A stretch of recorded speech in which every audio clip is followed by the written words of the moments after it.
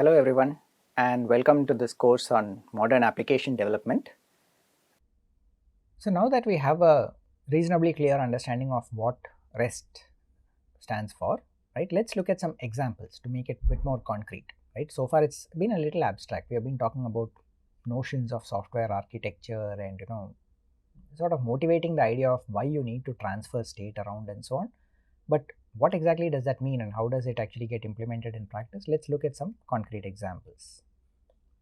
So the typical functionality that you would expect to do using this REST kind of approach is one is CRUD, right? The create, read, update, delete, which is basically data management. Okay, but the read part of it could have many variants. You might want to sort of display things in a page as a list. You might want to sort of get a histogram of data, right? So the question is, where does REST really play a part in this? It's the way by which the data is transferred between the model and the controller, and the controller, by choosing the appropriate view, can then present things to you in a different way, right? So that is where basically the REST is coming into the picture. Okay. Now the interesting thing about REST is it's not limited just to data management, and in particular you will find that in the Google Cloud Console, for example, they have APIs of their own that, for example, allow you to create a new virtual machine, reboot an existing virtual machine, and you could even have things, for example, let's say you're trying to build a smart city application. You might want to have your server, right, which controls the lights around the city, having a RESTful API. So what does that mean? It basically means that it exposes an API of its own. One element of that API might be check the state of the lights on the street. Okay, another element might be turn on the light on the street or turn off the light on the street. Okay, and so in other words, that by itself, right, any of those commands is not going to go in and change any kind of underlying data model. You might have a database which stores the state of the light somewhere, but it's not necessary. I mean, I might just have something like reboot a machine. Reboot a machine is not really a task which is doing one of the CRUD operations. It's actually doing something else to an actual virtual machine somewhere, right? And the important point about all this is you have all of this functionality and you need some way by which you can formally specify it in such a way that it's useful to others. Other people could actually read through this and make use of it at some point. So I'm going to start by taking one specific, we'll be looking at two examples. The first one is Wikipedia. Okay.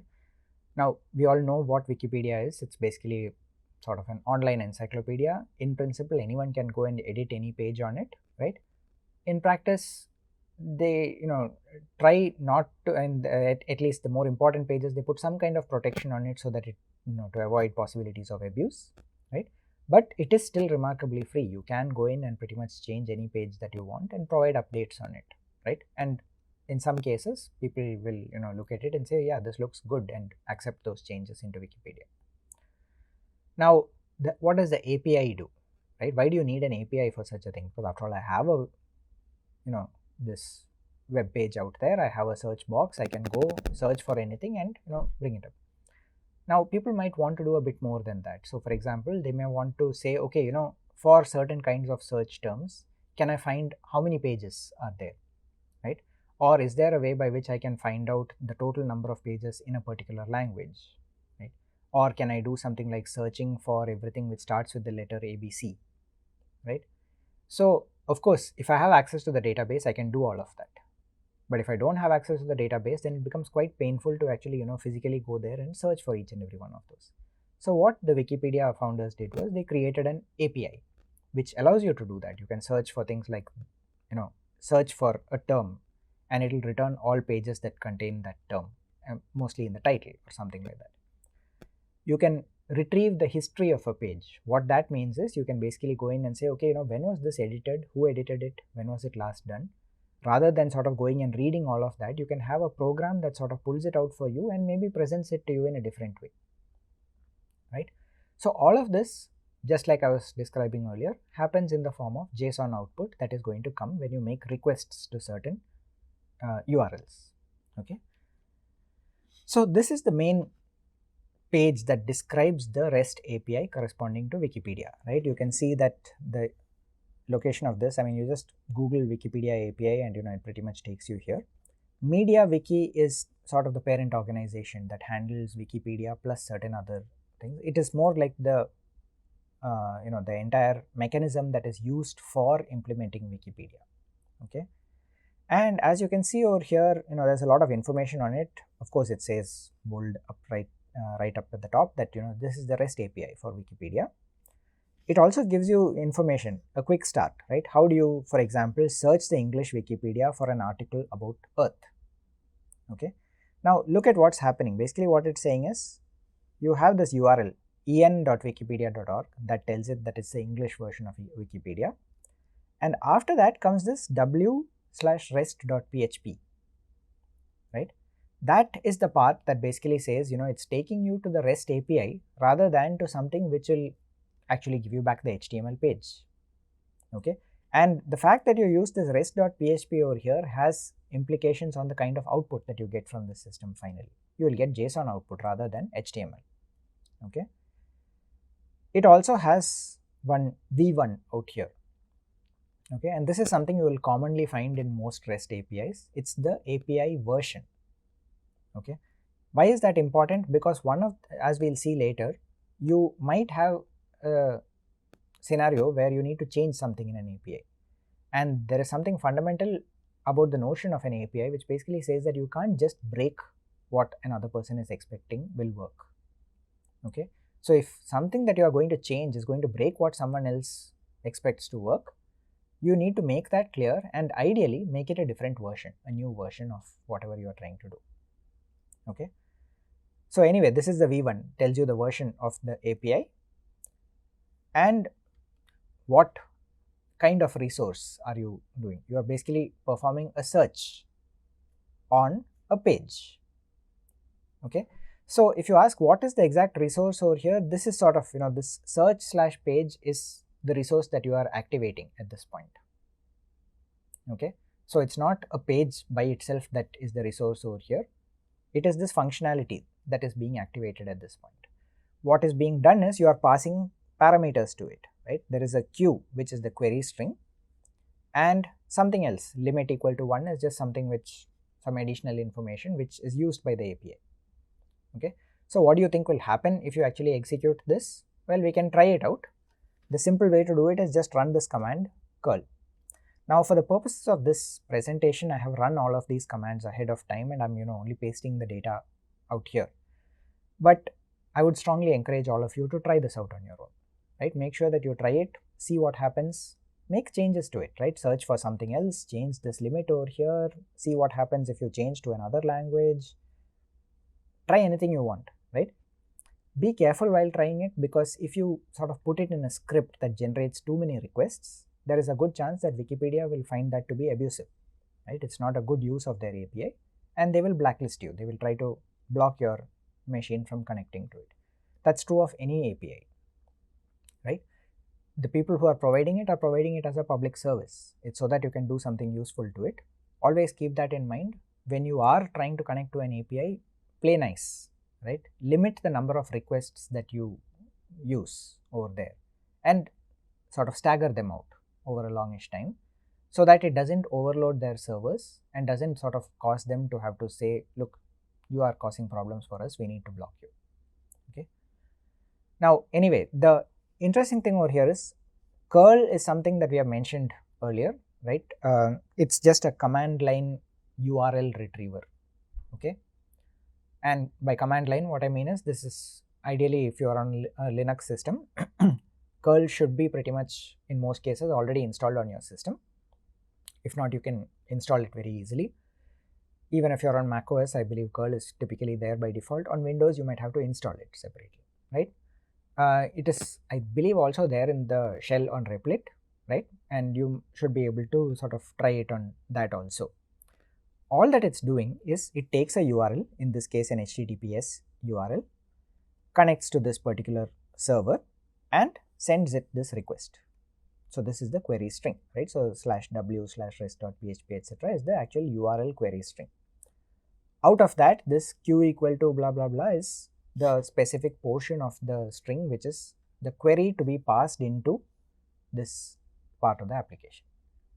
Okay, so curl will just initiate an HTTPS request. It will connect to port number 443 on whatever IP address corresponds to this machine and say get, right, because curl by default will send get request. So HTTP get request will be sent for this.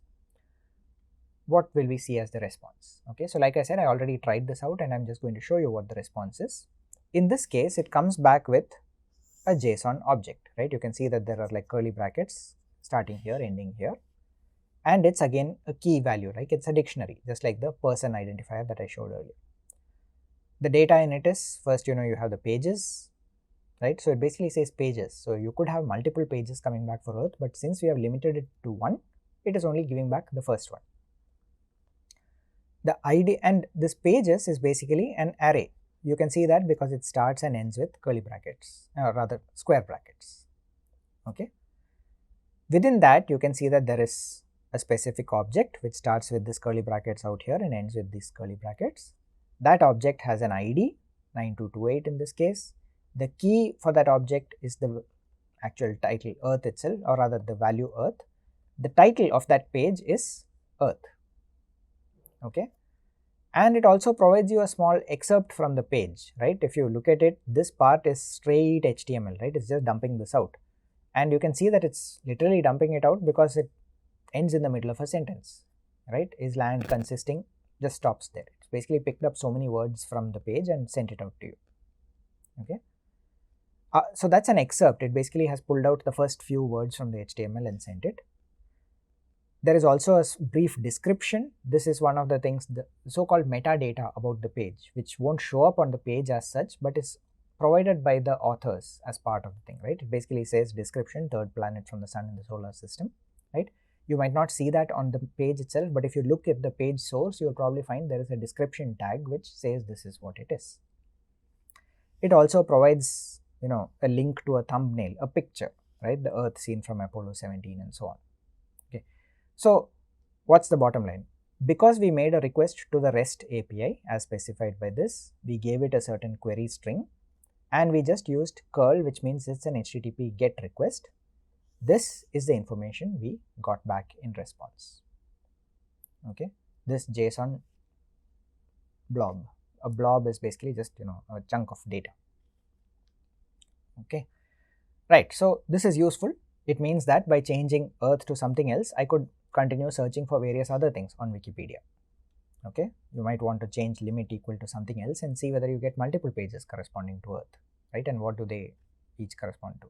The thing is, if you do this from inside a Python program, for example, this would straight away come into you as a JSON blob, which can be easily parsed within Python, right? And you would get a dictionary which contains this. You could then run through the dictionary and say, okay, these are the number of objects and so on. Like all of that is very nicely in place for you.